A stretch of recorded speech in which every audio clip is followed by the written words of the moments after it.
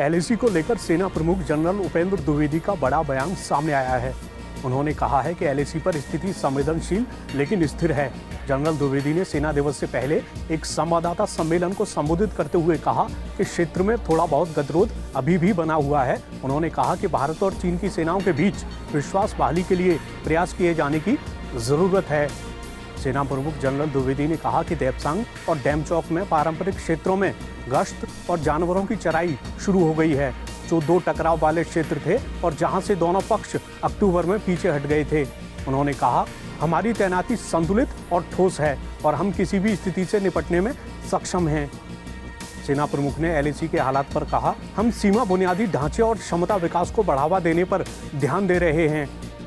जम्मू कश्मीर की स्थिति पर उन्होंने कहा कि कुल मिलाकर हालात काबू में हैं और नियंत्रण रेखा पर पाकिस्तान के साथ संघर्ष विराम समझौता कायम है।